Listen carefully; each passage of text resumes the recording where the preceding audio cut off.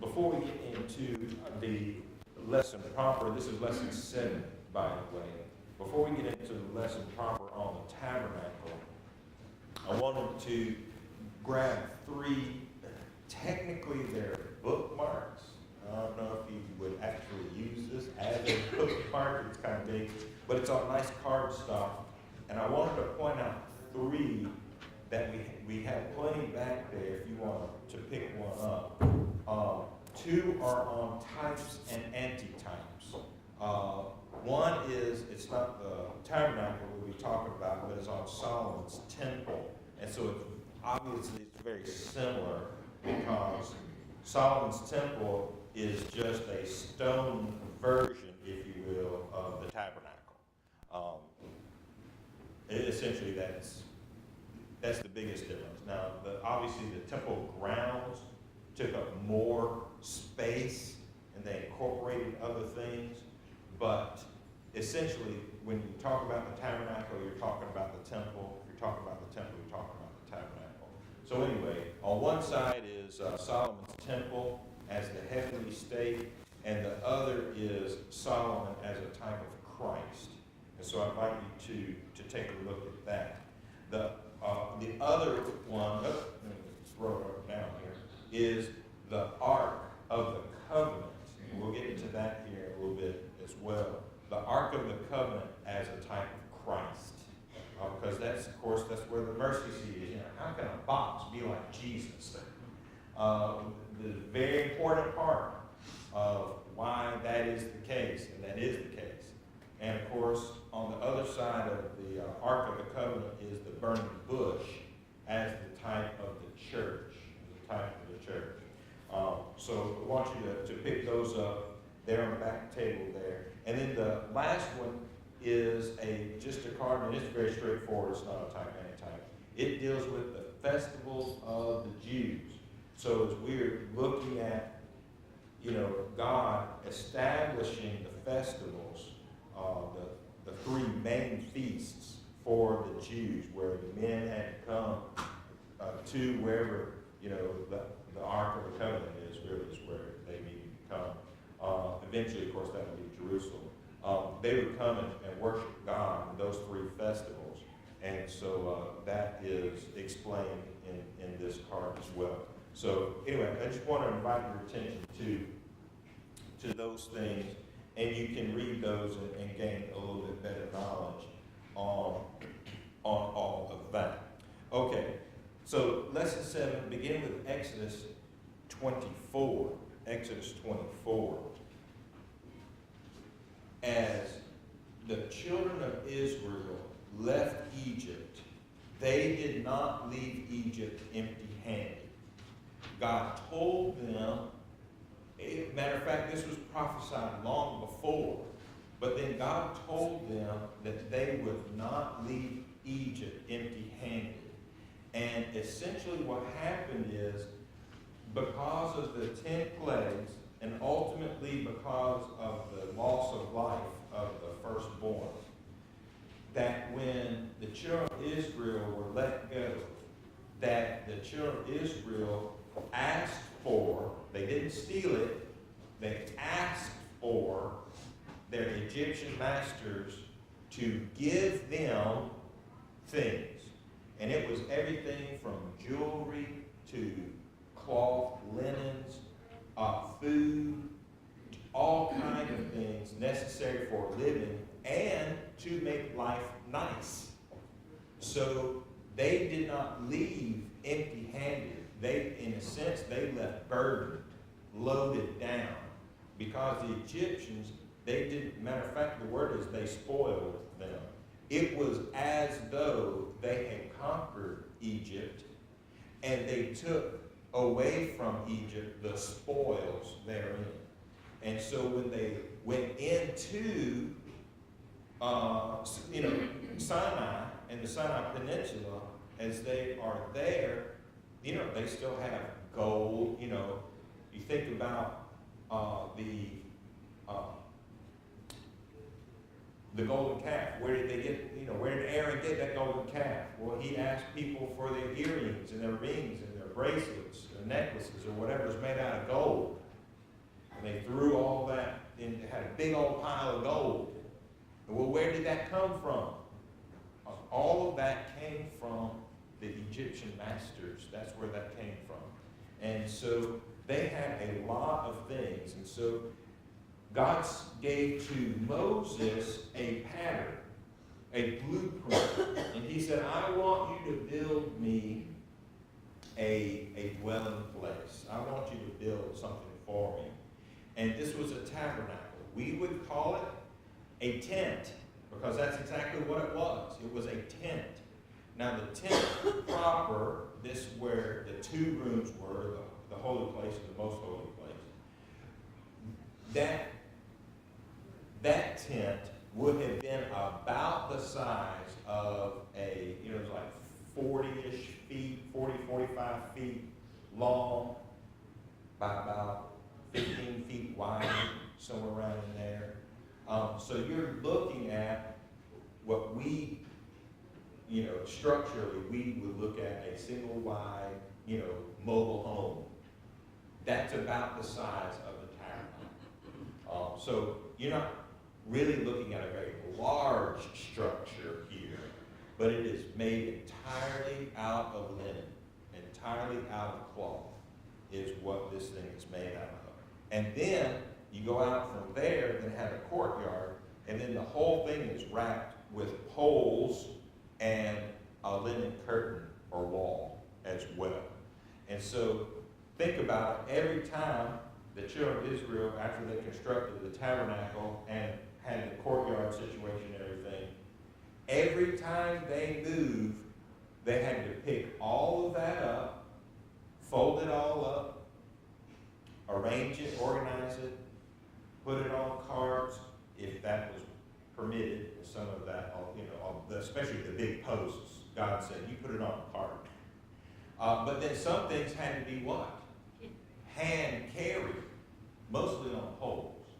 And so, everything from the Ark of the Covenant to the instruments to plates and bowls and things like that, those things were hand carried. They were not put in a cart, put on a cart and travel like that. So you just think of all the places that the children of Israel went, they had to set it all up, tear it all down.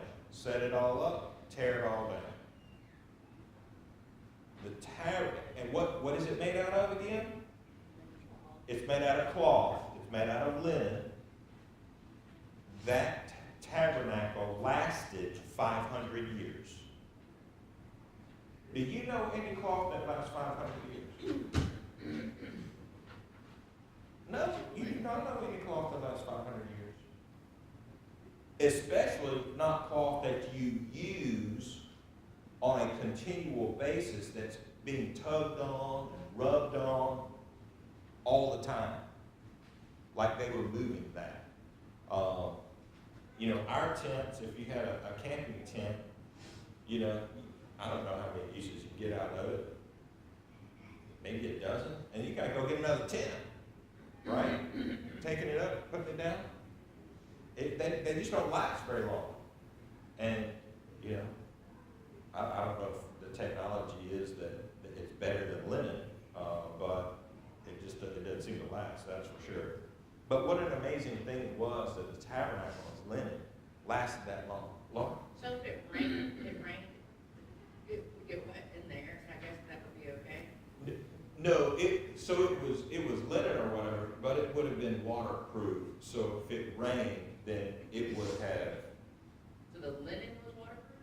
Essentially, yes. So it Is that would. like miraculous, or did they have a linen? No, it was part of that was sheets where it would whip the water away or whatever. So it would be dry. No, it would be dry inside. It would not get, if it rained. They didn't have to worry a whole lot about that, though. I mean, it was a desert. Right. I mean, it would rain. It would. But it's not going to do that very often. Yeah, no. Not going to have to worry about that too much at all. But that's a good question, though. But yeah, no, it would stay. When it was up, it acted just like any kind of dwelling situation, and kept everything nice and dry inside. Okay? So we're going to talk about the tabernacle. Note the construction and the appointments of the tabernacle. The pattern for building the tabernacle was given to Moses during his stay in the mountain. And of course, we'll look at that. Then many scriptures devoted to the building of the tabernacle, and its details are described with noticeable particularity. It down to the I saw where they now have, and I understand they're catering to, religious individuals. But did you know that there's a Lego tabernacle? Yeah, there's a Lego tabernacle.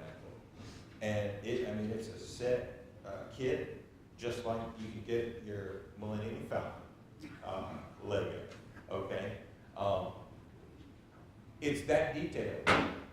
All you have to do is go to the Bible, look at it, and hey, we can build this. And so that's the level that that the Lord went to in being specific about what He wanted for this particular building. No less than 7 times in Scriptures do we find reference to God's solemn charge to Moses that he should make all things according to the pattern which was shown to him in the mountain. There, 25, verse 9 and 40. The tabernacle with its furniture, as well as the priesthood, gave a fixed place and people for worship. So with the construction of the tabernacle, the people now understand, and the giving of the law, now we have a civil law. This is how we're supposed to act between one another. And with the tabernacle, now we know that we also have a relationship with God. And so, they always had that, but this made it even more concrete. That here is a building to which we can either see or, in some cases, very specific cases, go into and worship and, of course, offer sacrifice, things of that nature. All right? So let's look at chapter 25, verse 2, beginning. Well, we'll start with verse 1. And the Lord spake to Moses, saying, Speak unto the children of Israel, that they bring me an offering. Of every man that giveth it willingly with his heart, ye shall take my offering. And this is the offering which ye shall take of them: gold, silver, brass, blue, purple, scarlet, fine linen, goat's hair, ram skins dyed red, badger skin, shittim wood, oil for the light, spices, sweet incense, onyx, stones to be set in the ephod and the breastplate. Let them make me a sanctuary, that I may dwell among them, according to all that I show thee, after the what? After the pattern of the tabernacle, and the pattern of all the instruments thereof, even so shall you make it. So, in one sense, there's kind of your waterproofing. There you go, Lauren. Is that there's going to be some skins in this as well to waterproof that. But it's largely linens. And look at all the things that the people are to bring. Metals, gold, silver, the mixtures,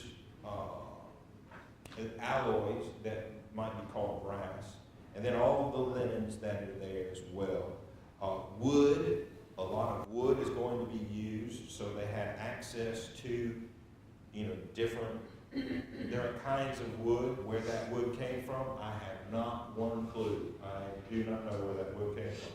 But they had it, or else God would have asked for it. And so they brought all these things in here, and then he said, okay, I want you to gather these materials, and then according to the pattern that I give to you, I want you to build this tabernacle so I can have a sanctuary, so that I can have a place, verse 8, that I may dwell among them. So God's going to have a place where he can come to the people and the people can come to him.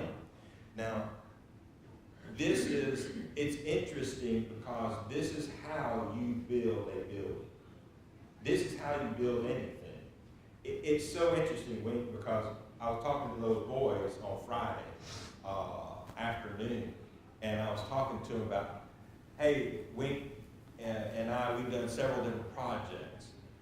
And they said, oh, well, how do you do that? And I said, well, Wink figures it all up. In his head. In his head.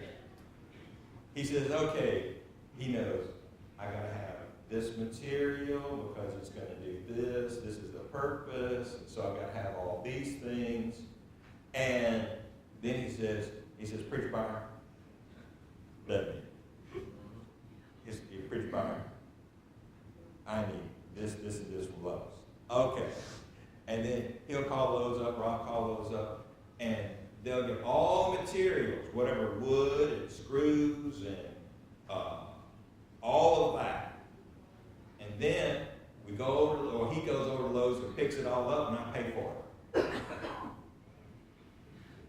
And then we'll get the materials, and we'll go with the materials in hand. We'll go to the location and build whatever it is we need to build, because all the materials are already got it. Don't you read in God's Word that very same process? It's the exact same process. God in his mind had a pattern. He had a blueprint. He had in his mind, this is what I want. And then he told the people, here's the materials that you're going to need to build me what I want. And Moses, you go and collect all the materials from the people, and then we're going to go about building this. And you know what? It worked out beautifully, didn't it? As a matter of fact, it worked out to the tune that the Lord said, okay, or Moses said, stop giving, because they had actually given too much. And that is amazing that they would do that to the degree that they did. So the tabernacle was built, and it was a very, very fine building. I want to go over to actually to chapter 28 real quick. Go to chapter 28, verses 4 through 6. Beginning. These are I know this is not the tabernacle, but these are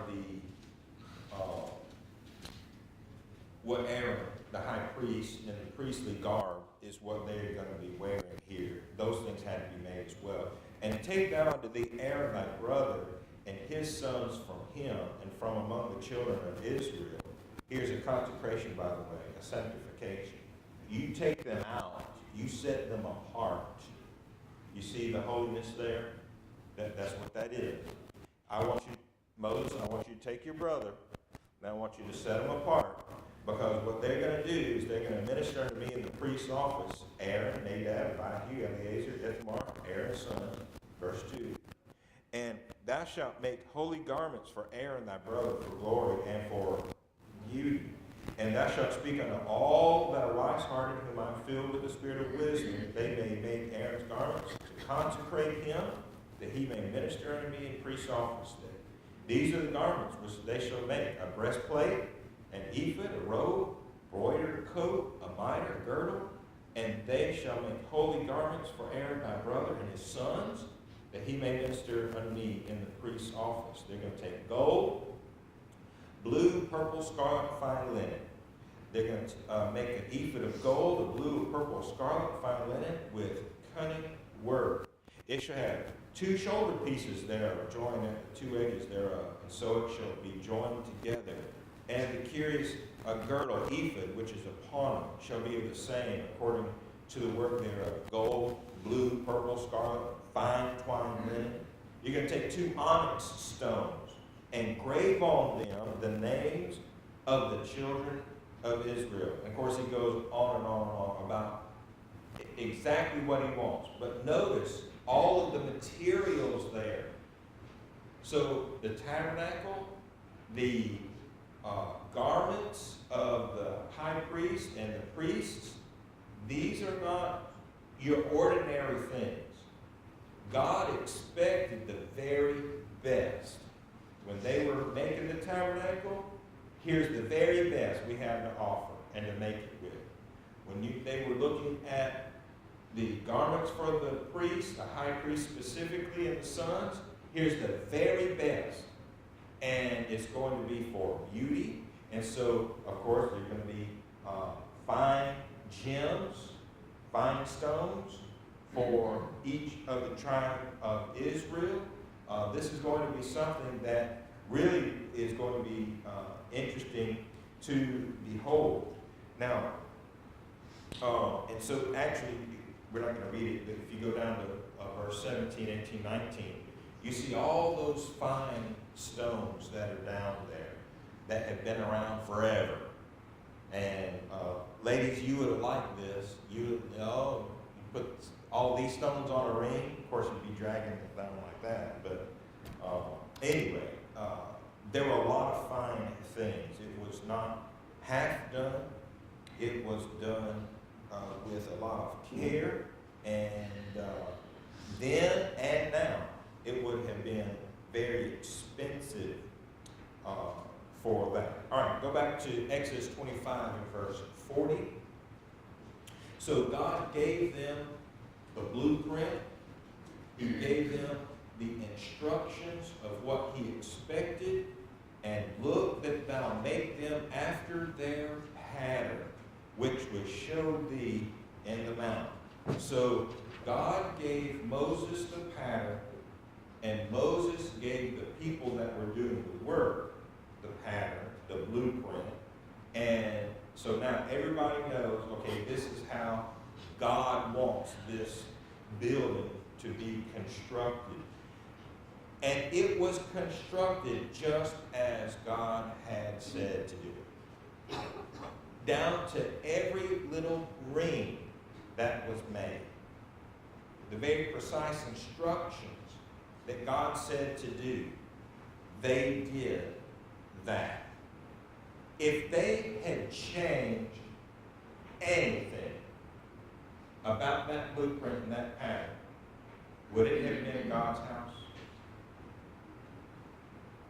If they said, these rings are a little bit too big, there's too much play in it, it's not. I think that we should make the rings just a little bit smaller. Now, that's the only thing we're going to change. We're just going to change these little rings. Would it have been God's house? Let me tell you, it wouldn't have been God's house. You don't have to change something big and grand to make it not God's house. That's something we need to understand. That's something that everyone needs to understand. It doesn't take a huge change. It takes just one little thing. And if you change that one little thing, it ceases to be what God wants it to be, and it becomes what you want it to be. And we can't do that to God's things. He gives us a pattern. Let's just follow after it. Can we do that? We can do it. We can follow after what God says to do. He speaks in human language. We can understand it. We really can. But people make it harder than it really should be. All right. A here. There was blood. There was the blood of the covenant. So by the instruction of the Lord, Moses states, behold, the blood of the covenant. There in chapter 24, it's Exodus 24 and verse 8. And Moses took the blood of that animal that he had sacrificed, and he sprinkled it on the people. Behold, the blood of the covenant which the Lord had made with you concerning all these words. Moses was from which tribe of the children of Israel? That's right, Ricardo, Levi. He was from the tribe of Levi. And so that would make, of course, Moses one of the children of Israel. Later, we would identify them as Jews. Later. But that's okay. Strictly speaking, Moses wasn't a Jew because he was a tribe of Levi, not a Judah, right? Anyway, that's strictly speaking, but whatever. Moses, as one of the children of Israel, then consecrated and sprinkled what people?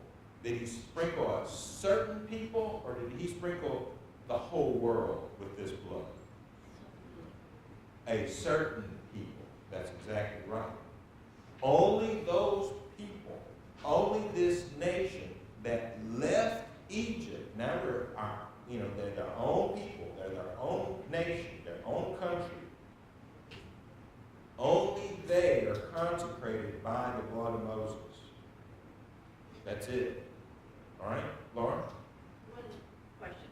When you were talking about when they left Exodus, didn't you say that it was more than just them? There were other people in that land and that left with them, right? Yeah, there would have been some hangers-on. There would have been some who, were kind of caught up in the movement, So did they stay with them? or whatever. So As they, as we look further at how the camp was, aligned or whatever, there would have been, scrapper?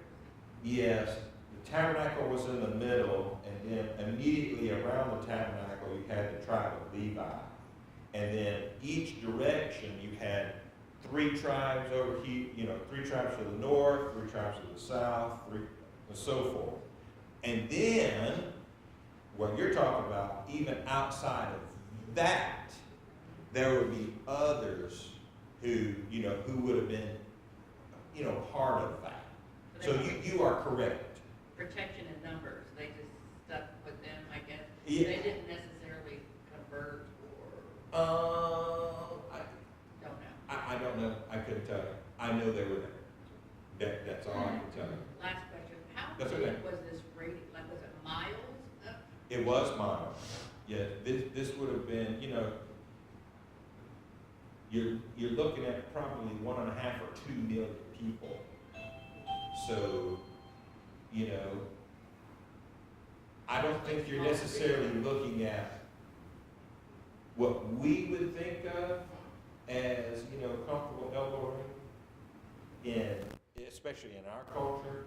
I think you would need to take it more, in the ancient, and so they would have been a little bit closer together, but you're still, 2 million people, you're still looking at a pretty decent size, area that this nation has taken up. And then you're moving them all around. It's just tremendous. It really is tremendous. Yeah. But the logistics that had to have gone into that, I just can't imagine. But they did it, but they did it. So, but when Moses,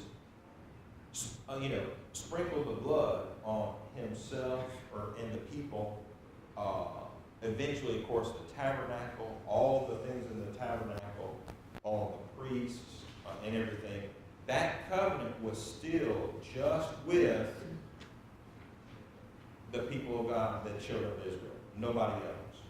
No hangers on, even though they might have been present. And certainly no other nations that were in the world at that time. Only for these people.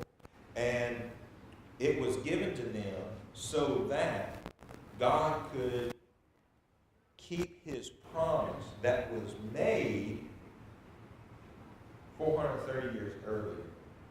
And that would have been, actually I guess it would have been 390 years earlier.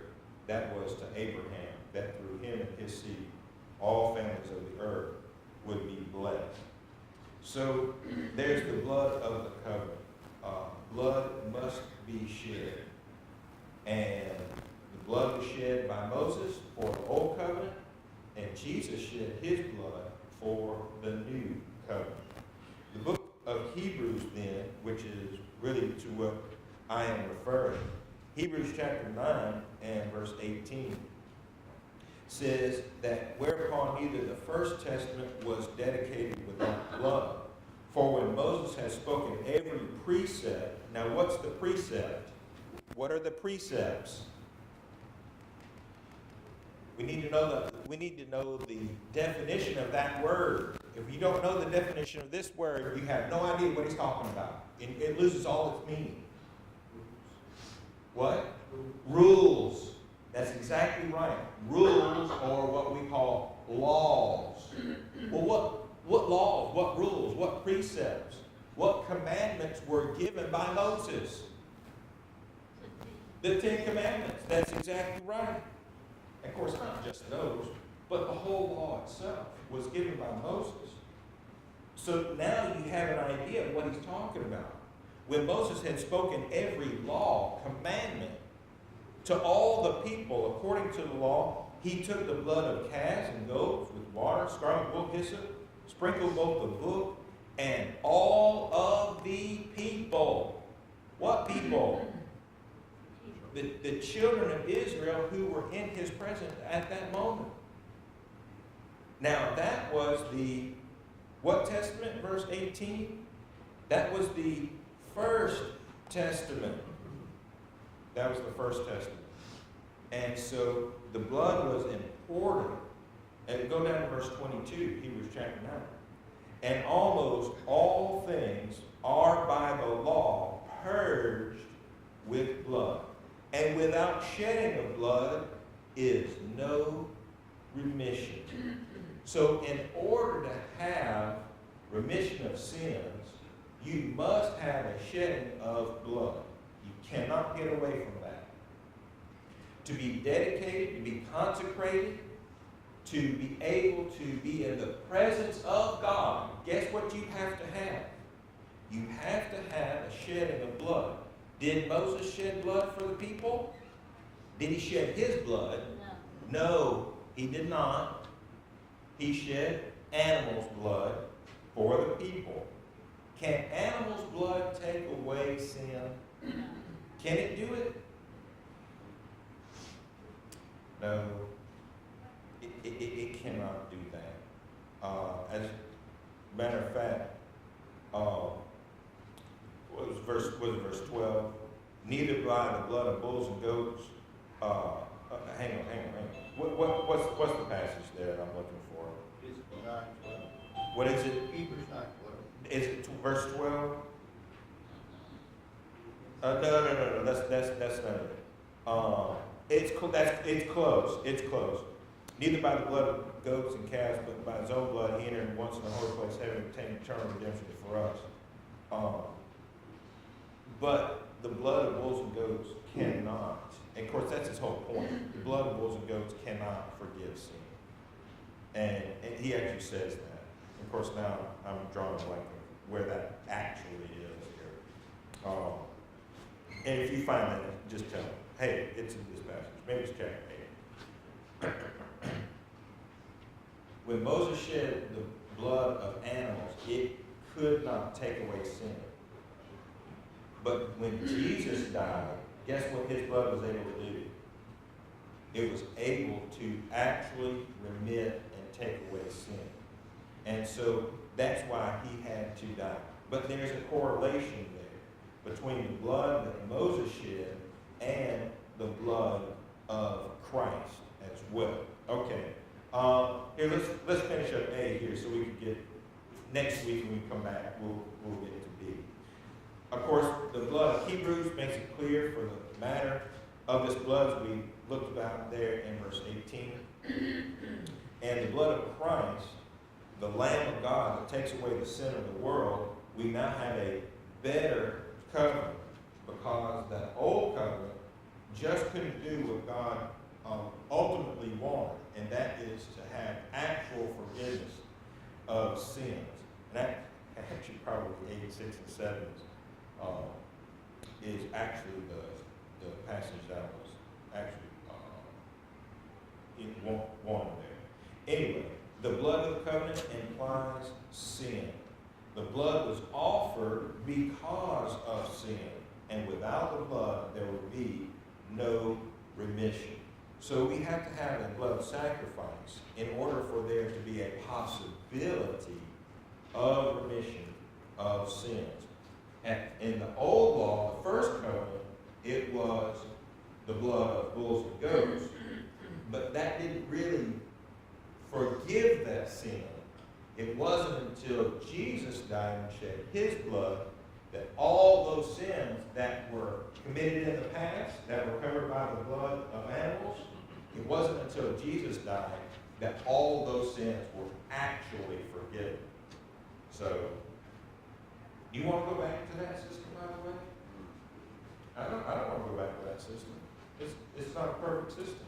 I'd rather be in this system that when I ask for forgiveness and I'm covered by the blood of Jesus, away goes my sin. That's the system in which I want to live. All right. So we'll pick up at B next week there in lesson 7. Thank you for being here. Appreciate you very much. We'll take a short break and talk about it. Come back and worship our God.